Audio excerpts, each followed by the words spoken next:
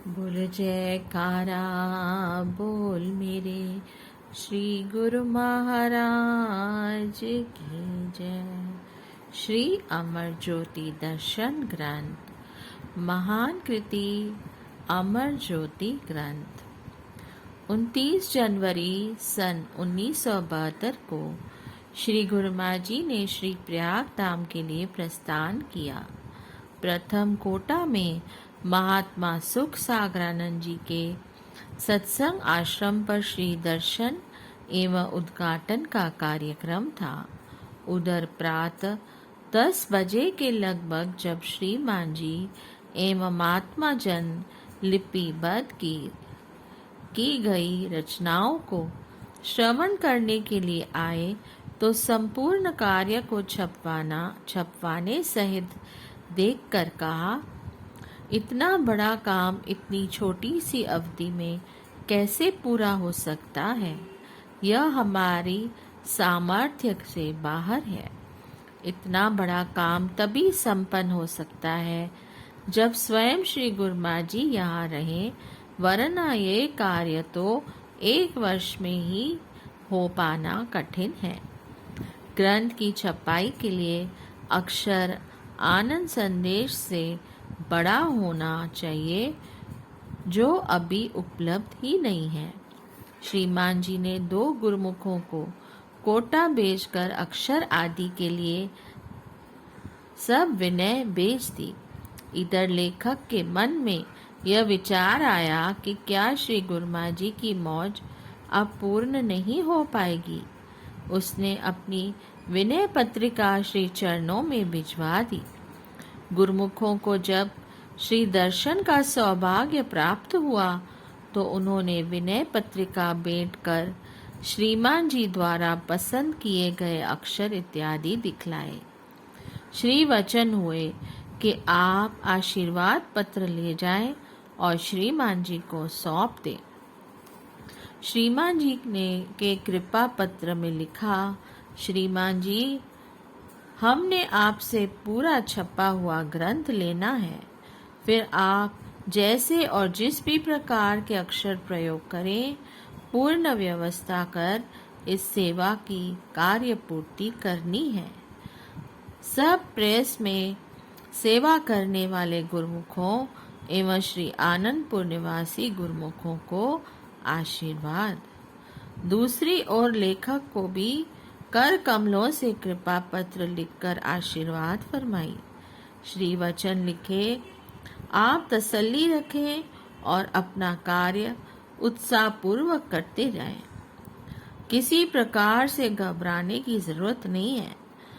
सब काम श्री गुरु महाराज जी की कृपा से ठीक हो जाएगा। Trust in God and do the right. God helps those who help themselves। प्रेम प्योदी प्रेम के सागर अनूठी रचना रचाते हैं। गुप्त व प्रकट रहस्य भरे हैं, जीव समझ नहीं पाते हैं। गुरु सेवा के अजब नज़ारे सच्चा आनंद बरसाते हैं। अद्भुत पावन समय सुहाना श्री आनंदपुर में सरसाते हैं। श्रीमान जी ने कृपा पत्र पढ़कर सुनाया और प्रेम में सेवा करने वाले गुरुमुखों प्रेस में सेवा करने वाले गुरुमुखों को सब सेवा कार्य निबाजित करके सौंप दिया। भक्तों की तरफ छपाई की सेवा होने लगी और भक्तियानियाँ कंपोजिंग व प्रूफ रीडिंग की सेवा करने लगी। सब उत्साहपूर्वक अपनी अपनी सेवा में यह सोचकर जुट गए कि श्री सद्गुरु देवदाता दयाल जी की प्रसन्नता को पाने के लिए इसे पूर्ण करना ही करना है। श्रीमान जी ने 2 प्रेमियों को दिल्ली अक्षर फाउंडरी में भेजा। वे दिल्ली के ही अन्य 2 भक्तों के साथ फाउंडरी में पहुंचे। फाउंडरी के मालिक ने कहा कि इतना अक्षर तो 1 मास क्या 6 मास में भी मिलना नामुमकिन है। गुरुमुखों ने उत्तर दिया, हमारे पास तो केवल 1 सप्ताह का ही समय है। हम अक्षर सफाई के लिए अपनी ओर से पूर्ण सहयोग देंगे। फाउंडरी में के मालिक की अतः प्रेरणा में एक दिव्य ज्योति ने उत्साह भरा। उसने अपने मजदूरों को अधिक समय देने के लिए कहा। वे चारों भक्त भी दिन रात करके अक्षरों की सफाई में जुट गए और 7 दिन में ही कार्य पूरा करवाकर श्री आनंदपुर में पहुंच गए। फाउंडरी के मालिक ने प्रसन्न होकर कहा, वाह, श्री आनंदपुर के निष्काम सेवा में संलग्न सेवक सप्ताह भर विश्राम न करने पर भी कितने आत्म आनंद में लीन व प्रसन्न हैं। हमारे मजदूर चौगुनी आय लेकर भी ऐसा न कर पाते जो इन भक्तों ने कर दिखाया है। अक्षरों का प्रबंध हो जाने पर श्रीमान जी ने सभी गुरुमुखों को कहा कि श्री आनंदपुर में श्री गुरुमा जी की कृपा से इस महान सेवा का अवसर मिला है। सभी गुरुमुख इस दुर्लभ संयोग से लाभ उठाएं, आनंद खुशी से भरपूर जीवन में आनंद पाएं। उन्होंने प्रबंधक भाई प्रेम सागरानंद जी से कहा कि फरमा छपते ही सब अपने आप को आपने 2000 की संख्या तक प्रत्येक फर्मे को ठपवाने की सेवा करनी है। बाई जी ने अपनी तरफ सभी गुरुमुखों को श्री आज्ञा सुनाते हुए कहा कि अपनी अपनी सेवा के अतिरिक्त सभी ने इस सेवा को भी सहर्ष करना है। सेवा का अद्भुत नजारा, सबके दिल में उमंग उत्साह, समस्त श्री आनंदपुर निवासी गुरुमुखों और प्रबंधकों में मानो दिव्य शक्ति एवं प्रभु प्रेम की निराली मस्ती का संचार हुआ। यह केवल कोरी कल्पना नहीं, वास्तविक सत्य है। महाप्रभु जी श्री प्रयागधाम में विराजमान थे। वहां से ही आशीर्वाद की कृपा बरसाते थे। श्री आनंदपुर में देखो तो प्रत्येक प्रेमी की जुबान पर यही था कि हर समय उन्हें कभी भी श्री तृतीय पातशाही जी, कभी श्री चतुर्थ पातशाही जी और कभी श्री पंचम पातशाही जी, कभी स्वप्न में और कभी साकार रूप में अपनी दिव्य झलकियों से आनंदित कर रहे हैं। सबके मुख से हर्ष, आनंद एवं मस्ती भरे गीत ही झरनाते थे। आकाश से मानो देवगण भी इस सेवा में सम्मिलित होने के लिए विनय सुना रहे थे। रात्रि एवं दिन भर सेवा में सभी अहोभाग्य मना रहे थे। सर्दी की शीत लहर और दिन रात का किसी को पता नहीं कैसे बीत रहे थे। महात्मा योग आत्मानंद जी प्रेस के प्रबंधक थे। उन्होंने प्रेस के गुरुमुखों के लिए भोजन आदि का प्रबंध भी करवा दिया। सब एक दूसरे से बढ़कर इस सेवा में के कार्य में भाग ले रहे थे। 5 मार्च को श्री गुरुमा जी ने श्री आनंदपुर में कृपा फरमाई। बाहर से मुख्य महात्मा जनों को सत्संग से बुलवा लिया। श्री आनंदपुर में सेवा में रत अदम्य साहस एवं प्रभु प्रेम में यशोगान करते गुरुमुखों को देखकर स्वयं श्री प्रभु जी भी भाव विभोर हो गए। आपने सभी महात्मा जनों, महात्मा योगात्मानंद जी, महात्मा सतगुरु सेवानंद जी, महात्मा गुरु दर्शनानंद जी, महात्मा आत्म दर्शनानंद जी, महात्मा शांत आत्मानंद जी, महात्मा परम विवेकानंद जी, महात्मा सत शांतानंद जी एवं प्रेस के गुरुमुखों को बुलाया और फरमाया, आप गुरुमुखों की सेवा रंग लाई है। अब इस महान कार्य की पूर्णता शीघ्र ही होगी और युग युगांतरों तक यह अमर शाश्वत महान विभूतियों का जय घोष एवं यशोगान करते हुए विश्व में सुख शांति आनंद को पाने का सर्वोत्तम साधन बना रहेगा।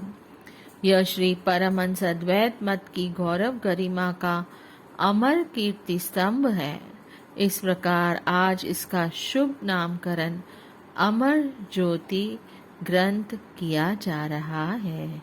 यह श्री परमहंस अद्वैत मत के महापुरुषों का युग युगांतरों तक पावन गुणगान करता रहेगा। सब इसे पढ़ सुनकर आत्मिक संपदा से मालामाल होंगे। उसी समय सब गुरुमुखों को पावन श्री दर्शनों का सौभाग्य प्राप्त हुआ। उस समय क्या अद्भुत नजारा था। श्रीमान जी एवं अन्य महात्मा जनों ने विनय की, प्रभु आज वही पुरातन समय श्री आनंद सर महान तीर्थ की असीमित खुशियों का दिव्य नजारा अपना स्वरूप प्यारा झलका रहा है। अंतरात्मा अथा आनंद के सागर में गोते लगा रही है। महात्मा रोशनानंद जी पर ऐसी मस्ती छाई कि वे झूम झूम कर नाचने लगे। सभी गुरुमुख प्रेमी श्री दर्शन का की दिव्य दात पाकर आनंदित हो रहे थे। महात्मा परम विवेकानंद जी सिंधी श्रीमान जी ने सब गुरुमुखों एवं महात्मा जनों को कहा, अंतरात्मा में झांको, आसमान पर दिव्य दर्शन के नजारे को देखो देखो देखो। युगों की तपस्या पर भी ये दर्शन असंभव है। काफी महात्मा जन एवं गुरुमुखों ने ऊपर की ओर निहारा। आंखें उत्सुकतावश देखती ही रह गईं। क्या कि श्री परमहंस दयाल जी प्रथम पातशाही जी, श्री परमहंस महाराज जी श्री द्वितीय पातशाही जी, श्री परमहंस अवतार जी श्री तृतीय पातशाही जी, श्री परमहंस दीनदयाल जी श्री चतुर्थ पातशाही जी आकाश में स्वर्ण विमानों पर हजारों लाखों सूर्य के तेज की किरणें बिखरा रहे हैं। उन महान विभूतियों के मध्य में श्री परमहंस दाता दयाल जी श्री पंचम पातशाही जी पर वे किरणें पड़ रही हैं। श्री पंचम पातशाही जी के स्वरूप में सब किरणें एकत्र होकर श्री आनंदपुर में श्री दर्शन की आभा बिखरा रही थी। एक झलक को पाते ही सब में नई स्फूर्ति एवं भक्ति का नव स्रोत हिलोने लेने लगा। यह था श्री परमहंस महापुरुषों के पावन जीवन चरित्र का प्रथम दर्शन। देवगण पुष्प बरसा रहे, बजा रहे वीरा नारद, ब्रह्मा जी मंद उचार रहे, करे स्तुति शेष व शारद। कर नृत्य शिव बोला भी, करने लगे अभिनंदन। झूमे रहा दिव्य मस्ती में सृष्टि का हर कण कण। यह समागम श्री आनंदपुर में हर्षोल्लास से वैसाखी के पर्व तक चलता रहा। वैसाखी पर्व सन 1972 में प्रथम संस्करण छपकर तैयार हुआ। सत्संगी प्रेमी व जिज्ञासु सब इसे पाकर भाव विभोर थे। प्रेमी जन खुशी से श्री तृतीय पातशाही जी के श्री सिंहासन पर नित्य प्रति प्रसाद एवं भंडारे करवाने लगे।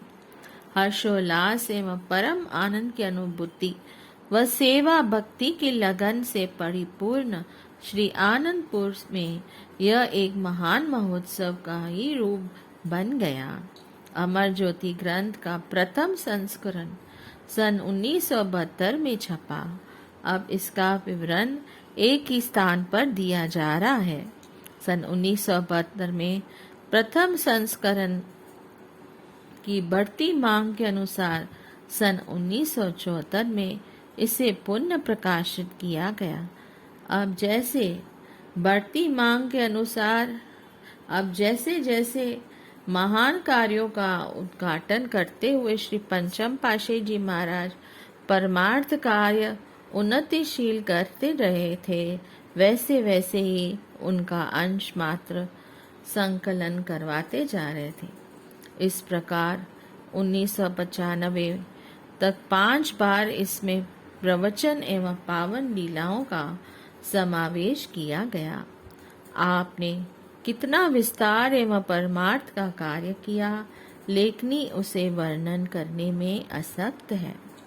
आप अपने द्वारा किए गए पारमार्थिक विकास एवं महामहिमा को ग्रंथ में संपूर्ण लिपिबद्ध नहीं करने देते थे।